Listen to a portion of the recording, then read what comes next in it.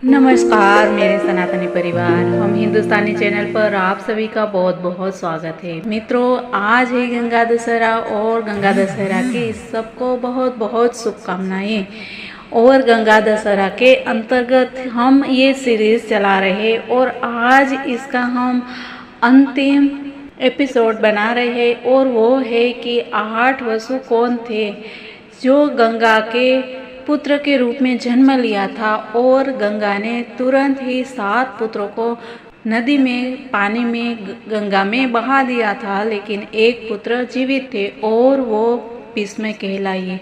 मित्रों, यहाँ तक हमने बात देखी और आज हम वो आगे जानेंगे कि इन 8 वसुओं को इन ऋषि का उन्होंने क्या अपराध किया था जिसकी वजह से उन्होंने श्राप मिला था।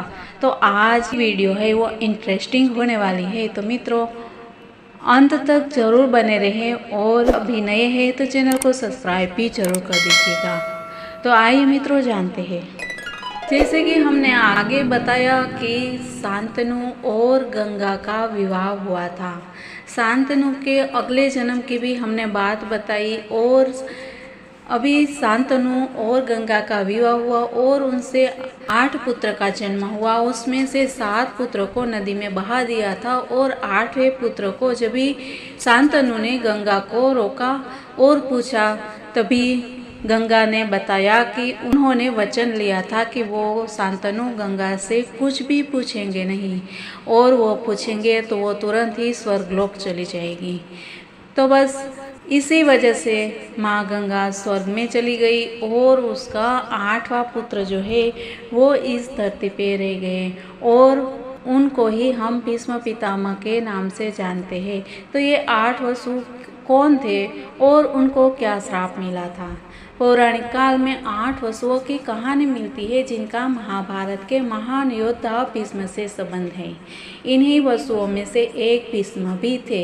इन सभी वसुओं का गंगा से एक कनेक्शन जो है वो है श्राप से जुड़ा हुआ।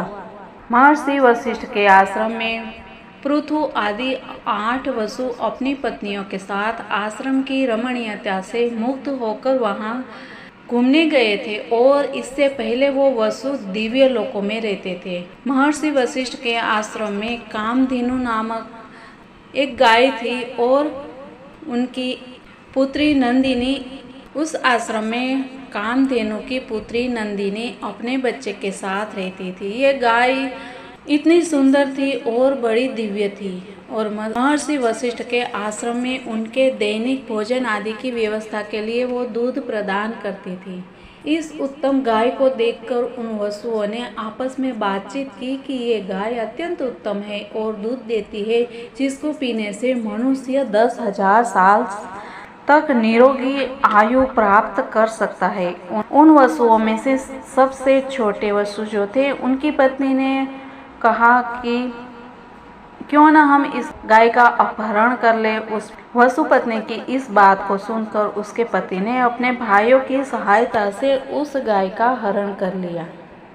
जब वशिष्ठ जी आश्रम को लौटे तो अपनी गाय को ना पाकर चिंतित हुए और उन्होंने अपनी दिव्य दृष्टि से ये जान लिया कि इस गाय का हरण वसुओं ने किया है और उन्होंने वसुओं को पृथ्वी पर जन्म लेने का श्राप दे दिया। जब वसुओं को इस बारे में पता चला तो उन्होंने वापस आकर वशिष्ठ जी की गाय को वापस भी कर दिया और माफ़ी भी मांग ली। लेकिन ऋषि वशिष्ठ ने कहा कि मेरे श्राप व्यर्थ नहीं जाता है, पर मैं तुम पर कृपा करके इस श्राप को कुछ कम कर सकता हूँ। तब उन्होंने कहा कि ये सभी वसु पृथ्वी पर जन्म लेते ही मृत्यु को प्राप्त होंगे और श्राप मुक्त हो जाएंगे। लेकिन 8वां वसु जिसका नाम उद्ध था, इसका अलग अलग जगह पर अलग अलग नाम दिया है। किसी जगह पर इसका नाम प्रभास दिया गया है।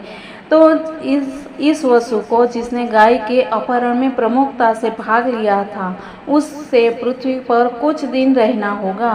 वो ना तो विवाह करेगा और ना ही उसको कोई संतान होगी। ये 8वें उद्ध नाम के वसु ही महाभारत काल में भीष्म पितामह है। अन्य 7 वसु तो गंगा से पैदा होते थे और गंगा उनको पानी में बहा देती थी। इस तरह से 7 को मुक्ति मिल गई। जहाँ तक भीष्म का सवाल है तो इसकी भी एक कथा बहुत ही रसप्रद है। स्वांकुपुष में महाभीष नाम के राजा थे। वे सत्यनिष्ठ थे और दृढ़ प्रतिज्ञ थे। एक दिन बहुत से देवता और राजा, जिनमें महाभीष भी थे, ब्रह्मा जी की सेवा में उपस्थित हुए थे। उसी समय वहां गंगा जी भी आई। ये सभी लोग ब्रह्मा जी की ओर दृष्टिपात कर बैठे थे। तभी हवा के एक झोंके से गंगा जी का वस्त्र शरीर से हटने लगा था।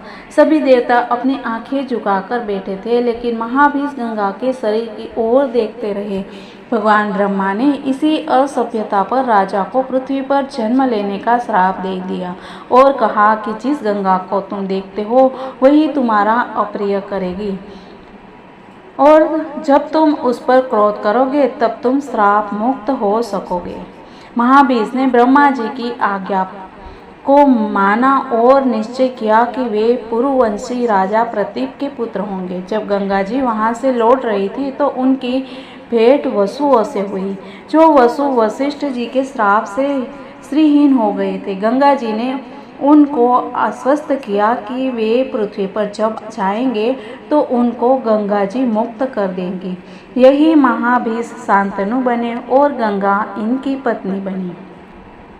गंगा का वरण करने से पहले गंगा ने एक शर्त रखी थी कि राजा शांतनु कभी भी गंगा के किसी कार्य में रोकेंगे टोकेंगे नहीं, और अगर उन्होंने ऐसा किया तो गंगा उनको छोड़कर चली जाएगी। इसी कथा के अनुसार शांतनु से गंगा को जो पुत्र उत्पन्न होता था उसे गंगा नदी में डुबो देती थी। 7 पुत्र को डुबोने तक शांतनु चुप रहे, लेकिन जब 8वां पुत्र डुबाने के लिए ले गई तब शांतनु अपने आप को रोक ना पाए और उन्होंने गंगा से इस संदर्भ में पूछा, और गंगा ने पुत्र को तो नहीं डुबोया लेकिन स्वयं शांतनु को त्याग कर चली गई।